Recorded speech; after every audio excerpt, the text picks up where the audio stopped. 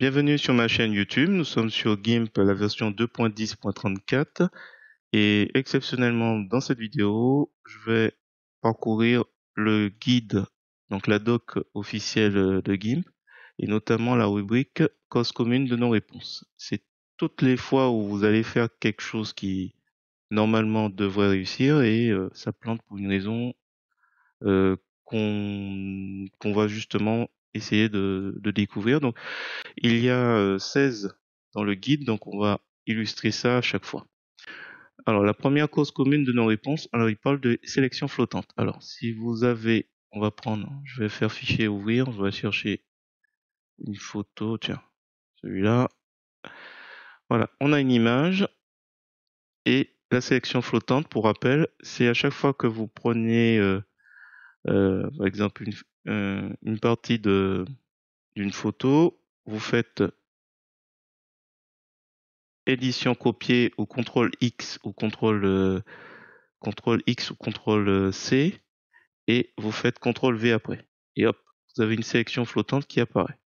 Et en fait, quand vous avez cette sélection flottante, il y a deux choix qui sont attendus, voire trois, c'est la suppression. Donc en vert, donc créer un nouveau calque, ce qui permet de créer un nouveau calque par-dessus, ou on crée et ça revient sur le premier calque. Alors, quand vous êtes dans ce choix-là, évidemment, les autres choix sont pas possibles à l'extérieur de cet élément. Et donc, comme c'est expliqué, hop, si je fais traduire, clic droit sur la sélection flottante. Donc, soit vous en créez, soit vous créez un nouveau calque. Donc ça, c'était la première chose, donc la non-réponse. Je vais l'ancrer et il revient tout seul. Ensuite, vous avez ce qui peut être dangereux. Vous avez décoché, afficher la sélection. Donc, quand on prend une sélection, tiens, je vais prendre l'outil de sélection à main levée. Voilà une sélection à main levée. Donc là, c'est bien, on voit les tirets. Mais si jamais vous avez pensé, comme je l'ai fait dans certains cas, hop, ce type de manip, vous voyez plus la sélection. Ce qui veut dire que en dehors de la sélection, un peu comme la sélection flottante, il va rien se passer. Là, voilà, j'ai pris mon pinceau, j'ai pris la couleur noire, il se passe rien. Il va se passer quelque chose quand je vais être dans la sélection que j'ai, voilà, dessinée. Donc là, on voit finalement que c'est fait parce que je vais aller dans affichage, voilà, hop, et voilà, on est dans notre sélection. Voilà pourquoi. Donc il y a ça aussi à faire. On va regarder les autres. Ah, oui, en utilisant la sélection menu. Donc quand vous êtes dans ce cas-là, alors je vais remettre, décocher, hop. Si vous faites sélection tout, là vous allez pouvoir récupérer la sélection de l'ensemble de l'élément. Donc il y a ça aussi.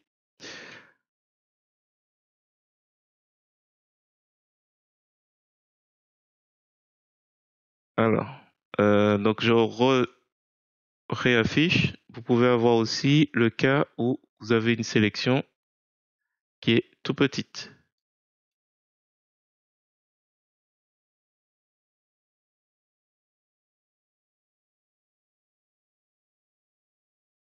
Voilà. Alors, attends, on va vérifier si c'est bon. Voilà, ça marche pas. Alors, ça marche pas. Pourquoi? Parce que j'ai une toute petite sélection, je sais même pas où je l'ai mise. Donc, dans ce cas, vous faites sélection tout et on retrouve notre sélection. Donc ça, c'est une possibilité. Donc, du coup, c'est toujours bien de faire sélection aucune pour retrouver le pouvoir de faire les manipulations. Alors, autre possibilité, oui, voilà, le calque est invisible et masqué.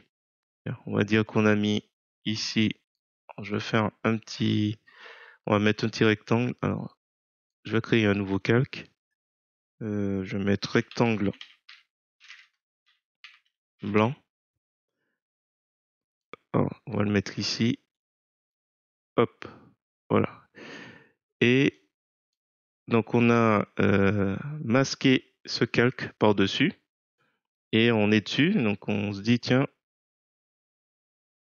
j'ai bien envie de... Alors je sais pas si ça va bien illustrer, mais on va dire, tiens, j'ai bien envie de le dessiner. Tiens, hop, là, il se passe rien. Et il indique en dessous, le calque actif n'est pas visible. Voilà, ça peut être une possibilité, mais bon, là, logiquement, si on le voit pas, c'est que on l'a masqué. Essayer de réinventer encore un autre exemple. Tiens, je vais faire CTRL X, CTRL V, donc section flottante, tac. Voilà. Tiens, peut-être que là, ce sera beaucoup plus parlant. J'ai une idée. Tiens, je vais inventer un exemple. Voilà. J'en ai un qui est complet et je masque. Donc on a masqué celui du bas. Ouais, même chose hein, de toute façon. Et on se dit, tiens, je veux faire quelque chose. Ben là, même chose, hein, il va me mettre le calque actif, il va me prévenir. Voilà, ça c'est le calque, l'opacité est à 0. Ah oui, il y a ça aussi. On va prendre quoi comme exemple? Tiens, je vais supprimer celui-là. Donc là, par exemple, l'opacité est à 100. Je vais le mettre complètement à 0. Et je me suis dit, tiens, je vais peindre un peu en blanc ici. Et là, par exemple, là, on voit, il se passe rien. Bah, c'est normal, l'opacité, il faut l'augmenter. L'opacité du calque, il faut le mettre à 100% et pas à 0. Sinon, on verra rien. Ça, c'est aussi une autre possibilité. Hop, hop. Donc ça, c'est assez rapide. Alors, il y a un peu la même chose avec le pinceau. Si vous mettez l'opacité à 0% pour le pinceau, faut vérifier ça aussi. Là, je vais remettre l'opacité du calque qui est au-dessus à 100%. Et comme le pinceau, il est à 0%, même chose. Il va rien se passer. Alors, pourtant, vous avez sélectionné la couleur blanche. Voilà. Donc ça, c'était le 5. J'ai peut-être un peu... Vous agissez en dehors du calque. Alors là, comment on peut illustrer ça? Vous agissez en dehors du calque. Alors, on va imaginer... Donc là, on est sur le calque du haut. Pour rappel, il fait que la moitié. Et on va illustrer ça. Alors, je vais fabriquer mon exemple. Hop, je supprime. Tiens, on va rogner selon le contenu.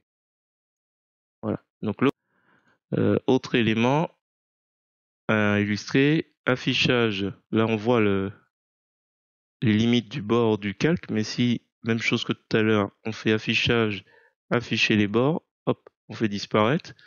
On est en train de se dire, mais pourquoi ça peint pas? Alors, il y a déjà aussi l'opacité il faut le remettre à 100%. Voilà. Là, j'essaie de peindre. Pourtant, le pinceau, il est bien couleur blanche à 100%. J'essaie de peindre, il se passe rien. Pourquoi? Parce qu'on agit en dehors du contenu. Voilà. Si je masque celui d'en dessous, c'est normal. Et en plus, j'ai compliqué la tâche en retirant l'affichage du bord du calque. Donc, je le fais réapparaître. Là, on voit les limites de du bord du calque du haut. J'essaie de peindre. C'est tout à fait normal qu'il se passe rien. Voilà. Donc, ça, c'était le 6. Le 7. Vous essayez d'agir sur un groupe de calque. Ah oui. Alors, là, on va créer un groupe de calque. Et je vais mettre mes deux éléments là-dedans. Sachant que, alors là, les limites du bord du calque copier, on l'a vu. Et si je fais un clic droit et calque aux dimensions de l'image, on a maintenant, normalement, toute cette zone qui est gérable, puisque les limites de ce calque copier, il faudrait que je trouve un autre nom. Voilà. Du coup, je peux peindre cette zone transparente. Alors, j'annule. Alors, pour illustrer ce cas-là, hop, là cette fois-ci je vais sur le groupe de calque et j'essaye de travailler. Donc c'est marqué en dessous, impossible de peindre dans les groupes de calque. Là pour le coup, on a l'information en dessous. Allez, on y arrive. Alors, c'était quoi? C'était pas 7. Si, c'était 7. Il n'y avait rien d'autre. Donc on passe à 8. L'image est en mode couleur indexée. Alors, couleur indexée. Alors ça veut dire que vous n'êtes plus en couleur. Ici, je suis en couleur RVB. Alors franchement, c'est si vous changez dans Images et vous allez sur couleur indexée, vous avez 250, une palette avec 250 couleurs. Donc je vais convertir, histoire que vous voyez peut-être la différence. Voilà, on voit bien qu'il y a pas autant de fluidité dans l'image que tout à l'heure. Je sais pas comment ils ont illustré. Alors, peut gérer 3 modes, donc ça on l'a vu. Bon, c'est vrai que si par exemple je suis sur le mode niveau de gris par exemple, je peux pas, voilà, c'est peut-être le meilleur exemple. Je peux pas mettre du rouge. Je peux pas mettre du rouge. Donc couleur indexée, vous avez moins de possibilités de tons. Alors CTRL Z, CTRL Z, CTRL Z. Voilà, on va retrouver. Ah non, on est toujours sous couleur indexée et RVB. Voilà, comme on peut le voir. Euh, Autre cause commune de non-réponse. Hop. Aucun effet visible lorsque vous essayez d'utiliser un pinceau, une gomme. Ah, j'ai un peu avancé, donc ouais, une gomme. Donc là, par exemple, je vais prendre la gomme pour changer. C'est pas uniquement le pinceau. Je vais supprimer ce calque et je vais lui ajouter. C'est bon, il a le canal alpha. Donc là, on a notre gomme avec une opacité à 100%. Et si, donc en règle générale, quand on a donc le canal alpha ici et la gomme, on peut rajouter une information de transparence. Mais si notre gomme, comme pour le pinceau, l'opacité est à 0, il se passera rien. Donc il y a ça aussi qu'il faut vérifier. Voilà, ça c'était le K9. Alors, aucun effet visible lorsque vous essayez d'utiliser l'outil de déplacement de rotation. Ah oui, il y a ça aussi. Effectivement. Alors, donc on connaît tous l'outil de mise à l'échelle. Donc par défaut, il est sur le calque. Donc là, on peut redimensionner. Mais il faut faire gaffe dans les options de tous les outils de transformation, hein, si vous n'êtes pas sur autre chose, parce qu'on peut aussi redimensionner une sélection, un chemin. Donc si c'est par exemple chemin, ben il se passera rien puisque c'est pas le calque. Donc en général, je laisse toujours sur le calque et c'est après une bonne maîtrise, une bonne compréhension de l'interface qu'on peut s'amuser avec les autres. Donc voilà. Et là, je peux redimensionner comme c'était tout à l'heure. Enfin, je vais faire CTRL Z, ce sera plus simple. Je vais annuler. Vous faites édition, annuler. Voilà, donc ça c'est important. Ouais, d'ailleurs, tiens, il le dit, hein, voilà. Il n'y a pas de chemin à transformer. Donc, regardez aussi la barre d'état en dessous, hein. Donc là, j'étais sur l'outil chemin. Là, c'est sa sélection. Là, il n'y a pas de sélection. Voilà, aucune sélection à transformer. Alors, je vous montre rapidement. Si, par exemple, là, j'ai ma petite sélection ici. Et là, je veux faire, tiens, je vais faire une rotation. Rotation, ici. Donc l'outil de rotation, toujours pareil, et vous avez calque, sélection, chemin et image. Donc la sélection, ben, du coup, je peux m'amuser à jouer avec la sélection. Donc là, je fais une rotation de mon rectangle, voilà, et il va se positionner. Et bon, il faut pas oublier de revenir sur calque à chaque fois. Voilà. Et sélection aucune, on n'oublie pas. Hop, toujours pensez à supprimer les sélections quand ils ne sont plus utiles. Gomme et brosse ne fonctionnent plus. La gomme et la brosse ne fonctionnent plus. Ah oui, il y avait ça aussi. Donc on va reprendre l'outil pinceau. Lorsque vous choisissez dans les options de l'outil, vous avez peut-être parmi, alors voilà, il est là. Il est là. Vous pouvez avoir sélectionné la brosse image de presse-papier. Là pour le coup, il y a quelque chose puisque ça fait un moment que je fais copier-coller. Et là, du coup, donc on prend l'outil pinceau. Quand vous avez rien, donc là pour le coup, dans le presse-papier, il n'y a rien. Et si j'essaie de peindre, hop, il se passe rien. C'est normal. et il n'y a rien on a pris ici, image de presse-papier et il est vide. Donc il y a ça, donc ça c'est le 11. Alors ça c'est ce que je disais, il faut s'assurer d'avoir ajouté un canal alpha actif. Donc là, si je clique, il se passe rien parce qu'il est déjà, mais je veux supprimer le canal alpha. Donc ça veut dire que quand je vais prendre la gomme et que je veux prendre évidemment une brosse, si j'essaie d'effacer, comme tout à l'heure, il remplace en fait ce qui devrait être transparent par la couleur d'arrière-plan ici, qui est noir. Donc si c'est la couleur blanche, on aura du blanc. Et tout ça avec la gomme. Voilà, c'est des petites choses à avoir en tête. Allez, 12, on y est presque. 13, ça c'est couleur inattendue lorsque vous essayez d'utiliser un pinceau ou une gomme. Alors, il parle du masque de calque. Ah oui, il y a le masque de calque. Alors, j'ajoute un masque de calque, peu importe. Et on oublie de changer.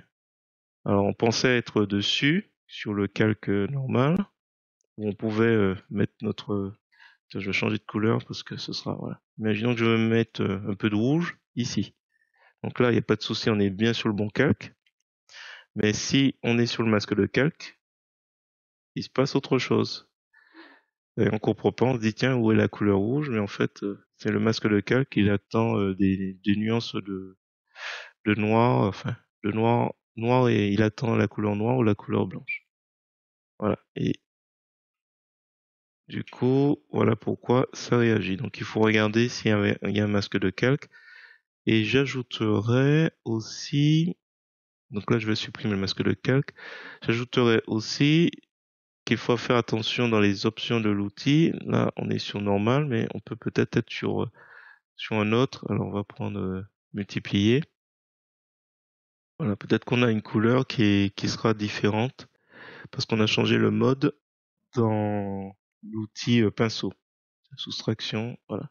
Tiens, on s'attend à du rouge et puis on a une autre couleur. Donc là, ça aussi il faut s'assurer. Alors, en général, je laisse sur normal.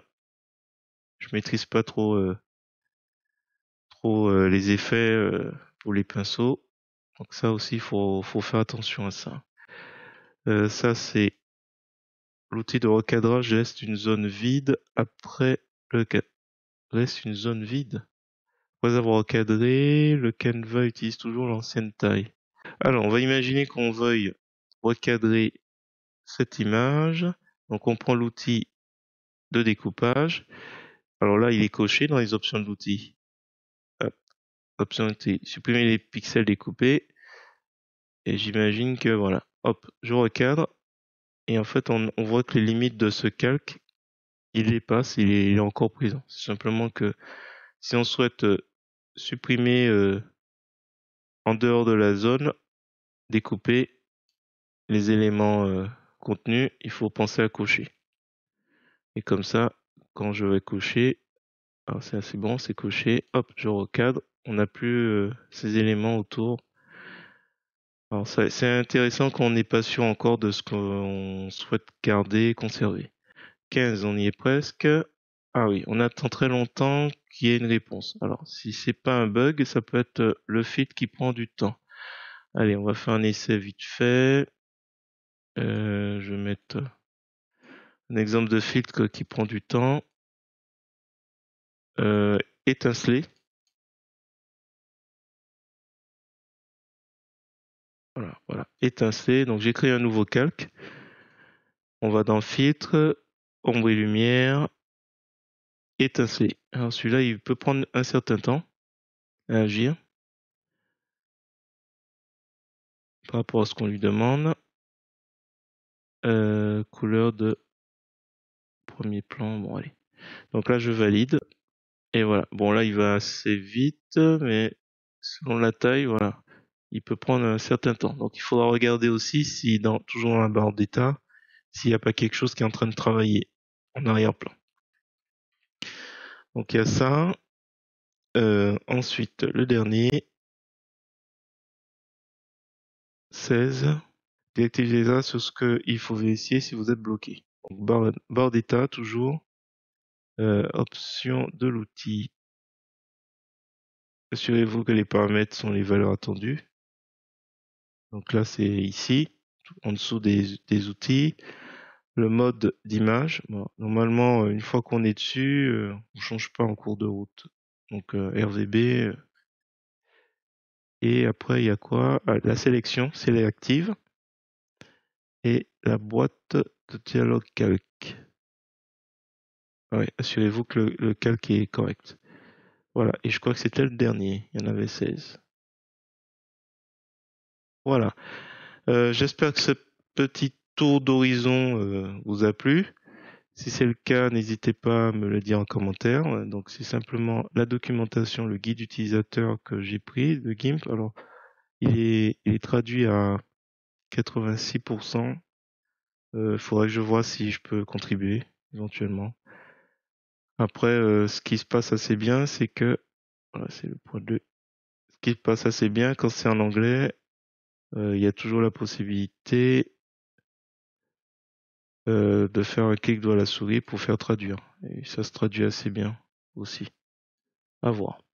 Mais bon, s'il faut traduire, à voir.